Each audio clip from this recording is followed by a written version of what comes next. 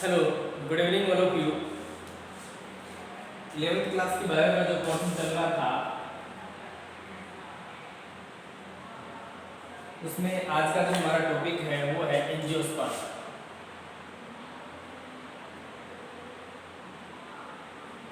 Angiosperm के जो plant है वो कैसे होते हैं, जैसे आवृतबीजी पादप। आवृतबीजी यानी एंजियोस्पर्म के जो प्लांट है वो कैसे हैं, तो दुनिया में सबसे डेवलप जो प्लांट है, सबसे विकसित जो प्लांट है वो कौन से हैं? एंजियोस्पर्म के प्लांट हैं। ये दो शब्दों से मिलकर बना है, दैट वन एंजियो और दूसरा है स्पर्म।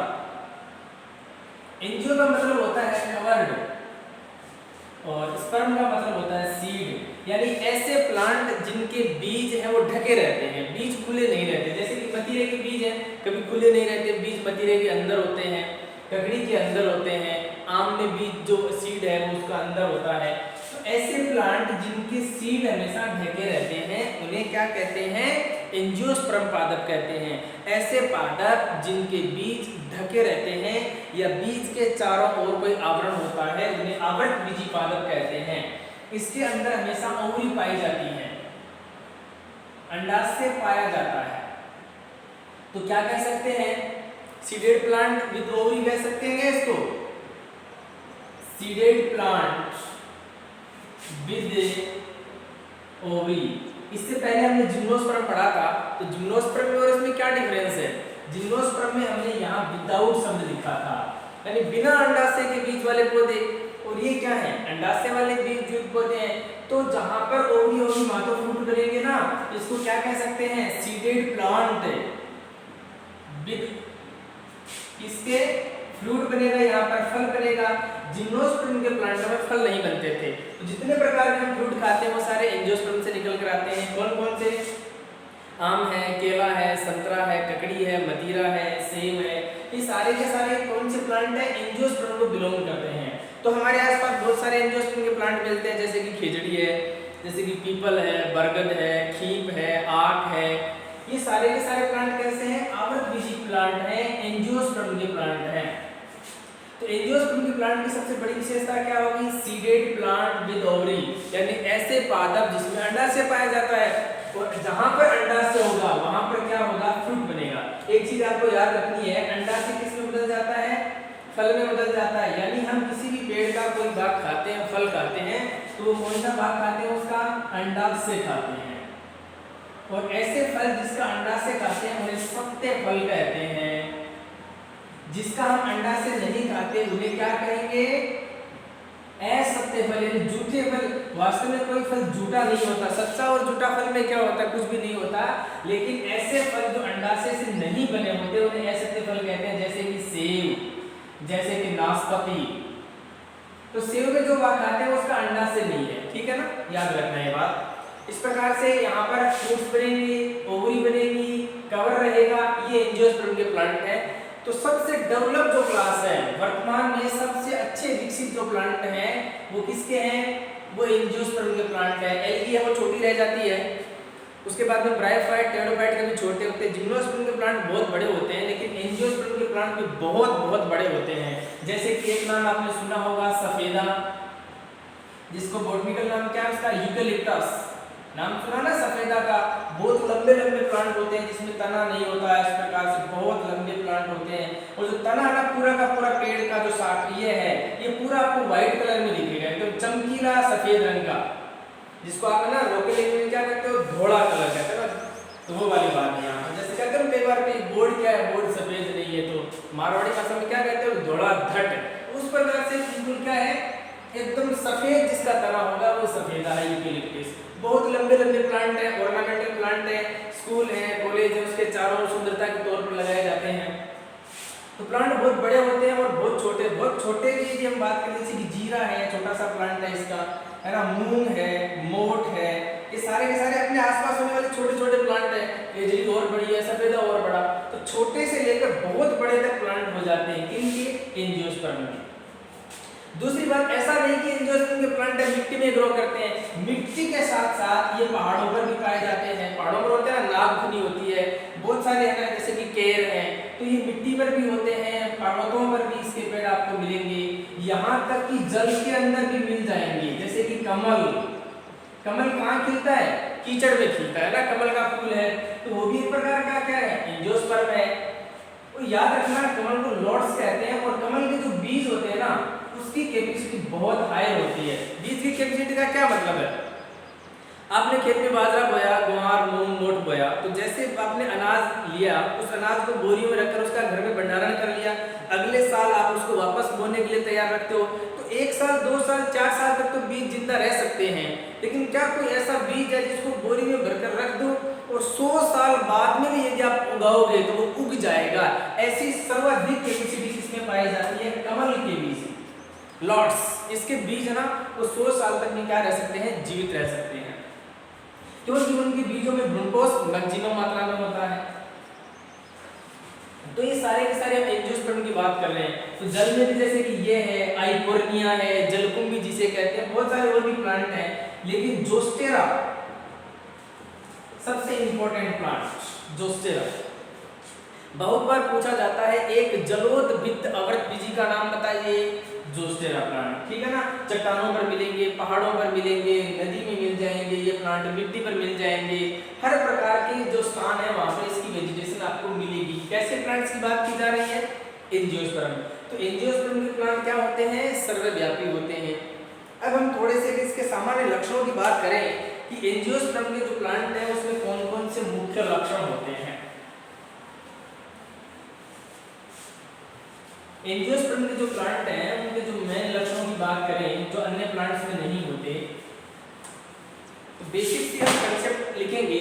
पहला कंसेप्ट लिखेंगे, एंजियोस्पर्म के जो प्लांट होते हैं उसके अंदर एक कंडीशन पाई जाती है जो किसी में नहीं होती। नंबर 1, द्विनिषेचन और त्रिकशल्यन, ये केवल इसमें पाया जाता है।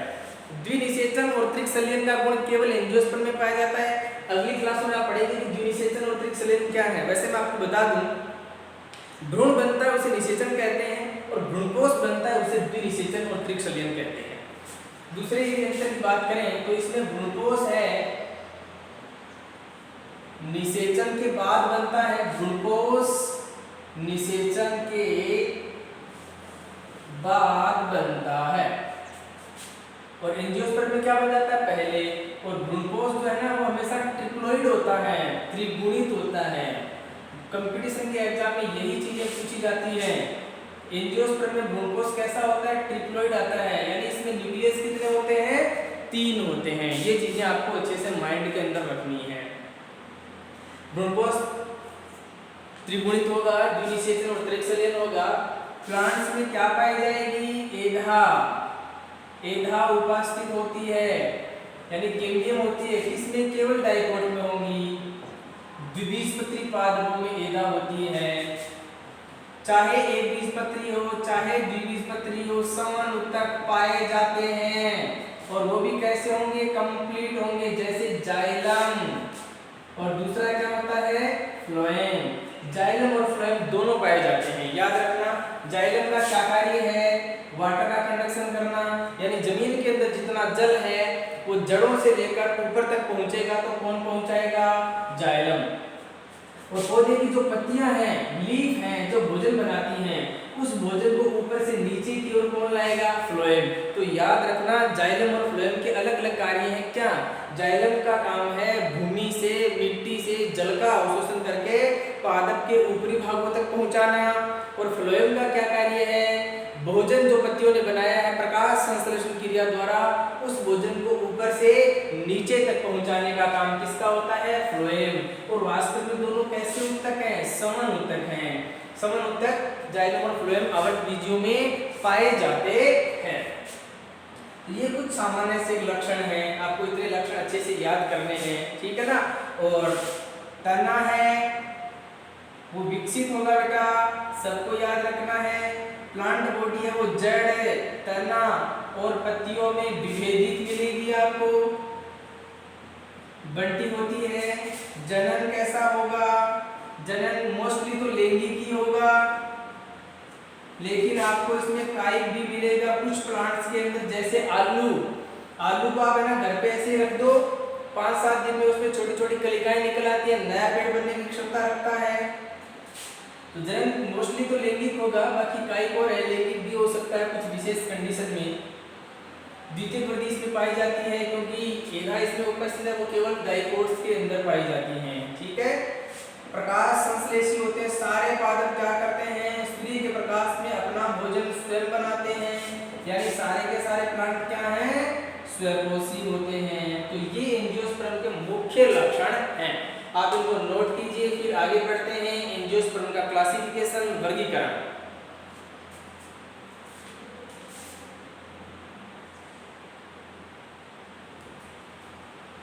हाँ, तो इसको नोट करने के बाद में अगला टॉपिक पढ़ते हैं, इसका क्लासिफिकेशन या एंजियोस्पर्म को फर्दर हम कितने भागों में डिवाइड कर सकते हैं।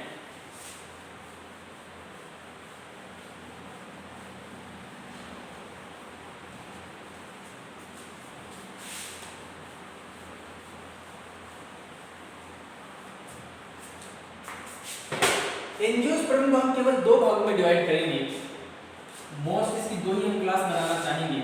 नंबर एक तो आप हम बनाएंगे मोनोकोट और दूसरा बनाएंगे डाइकोट, एक बीजपत्री और द्विबीजपत्री।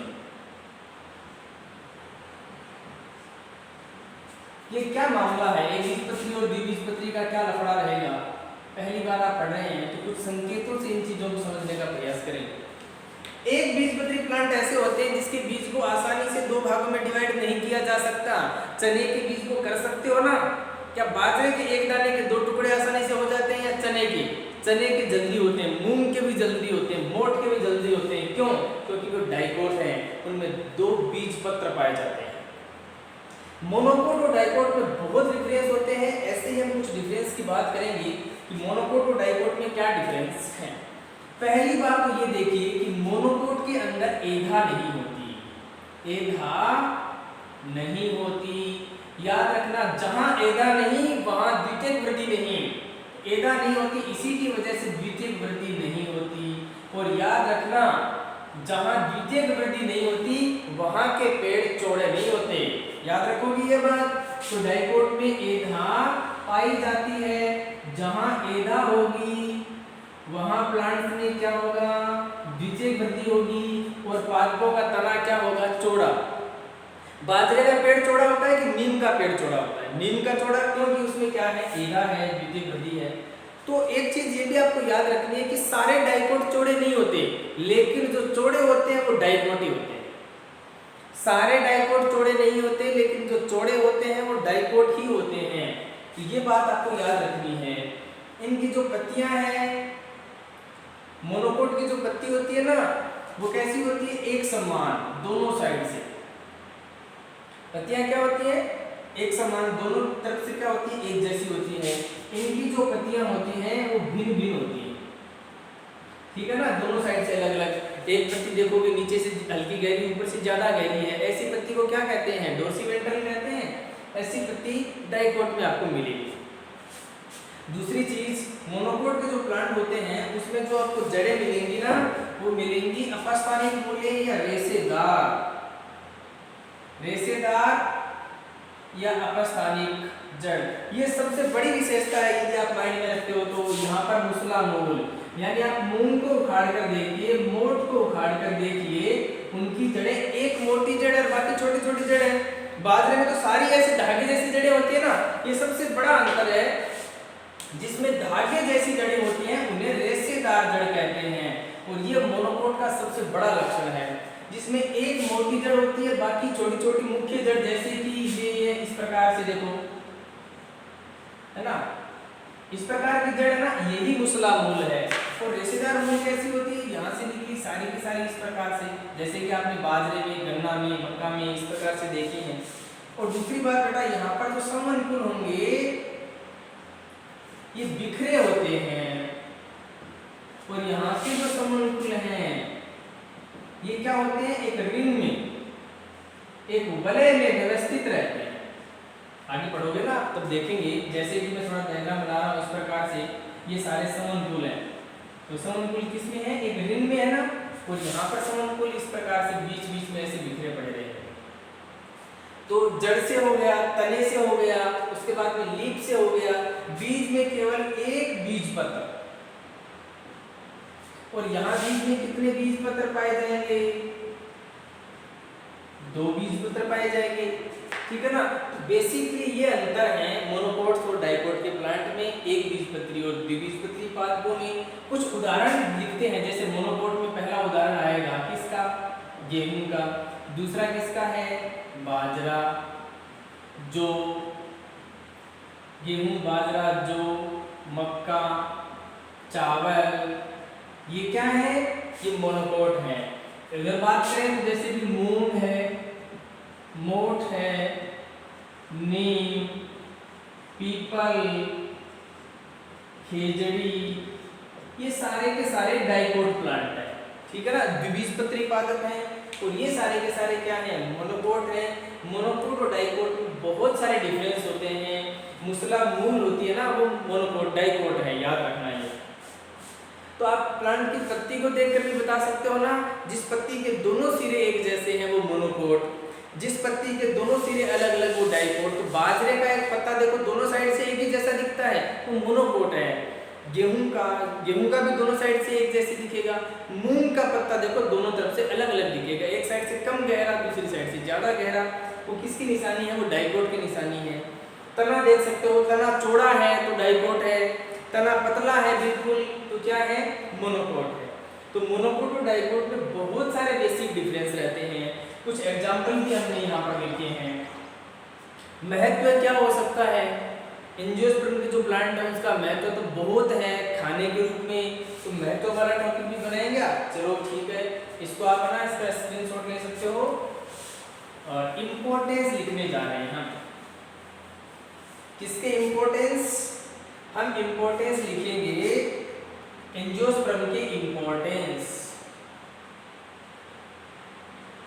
इम्पोर्टेंस का मतलब महत्व। पहला, भोजन के रूप में, तो बहुत ऐसे प्लांट हैं जिनको भोजन के रूप में ग्रहण करते हैं। जैसे रोटियां किस किस की बनाते हो? बाजरा। दूसरा किसकी बना सकते हो? गेहूं। मक्का की भी रोटियां लोग बनाते थे ना पहले पुराने जमाने में, तो बाजरा, गेहूं, मक्का, चावल से भी आटा प्राप्त होता है, इनको खाने के रूप में। दूसरी दाल, दाल के रूप में कौन कौन सी हैं? जैसे कि मूंग की दाल, उड़द है, अरहर है, मोठ है, ये दालें बनती हैं। इसमें ग्वार भी आप इन्वॉल्व शामिल कर सकते हो। तो इनकी बहुत सारी दालें बनती हैं। सोयाबीन की है। तेल, तेल किन से निकलता है? सरसों से निकलता है। सोयाबीन का तेल निकलता है। मूंगफली का तेल निकलता है। तो बहुत सारे तेल भी तो प्राप्त होते हैं। अरंडी का भी निकलता है। तो भोजन प्राप्त कर सकते हो, दाल प्राप्त कर सकते हो, तेल प्राप्त कर सकते हो। चारा, जानवरों के लिए चारा, जानवरों के लिए चारा क्या है? बाजरा, गेहूं, मोठ, मूंग, इनका जो अवशिष्ट पदार्थ होता है, इनसे जानवरों का चारा भी मिलता है ना, इनसे चारा भी प्राप्त होता है। तो इसमें लिखने वाली बात क्या है? बहुत सारे हैं, जैसे कि बाजरा वगैरह से बहुत प्लांट है जिनसे चारा मिलता है। नीम की पत्तियां भी खाती हैं, खेजड़ी की पत्तियों को भी है ना खा लेते हैं। फल की बात करें तो फल हमें किससे मिलता है? आम है, केला है, पपीता है, सेब है, मदिरा है, ककड़ी है, ये सब खाने वाली चीज़ें भी हमें मिलती हैं। फिर बात करेंगे किसकी? सब्जियों की। सब्जियां भी मिलती है ना, जैसे कि लौकी है, उसके बाद में बैंगन, ब्रिंजल जिसको कहते हैं, और आलू है, टमाटर है, हरी मिर्च है। बहुत सारी सब्जियां एंजियोस्पर्म से मिलती हैं। बहुत सारी मेडिसिन की दवाइयां भी बनाई जा सकती हैं। उर्वरक के रूप में बहुत सारे प्लांट्स काम में आते हैं।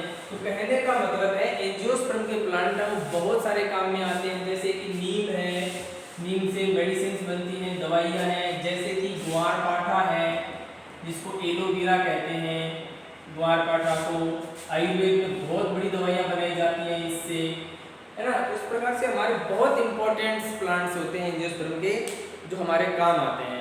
इस प्रकार से हमने ये एक एंजियोस्पर्म का जो टॉपिक है उसको क्लियर किया है। आगे की क्लास में इससे आगे पढ़ेंगे। तो एंजियोस्पर्म को आप अच्छे से समझेंगे, इसको बार बार देखिए, अच्छे से आपके समझ में आएगा। तब तक के लिए धन्यवाद।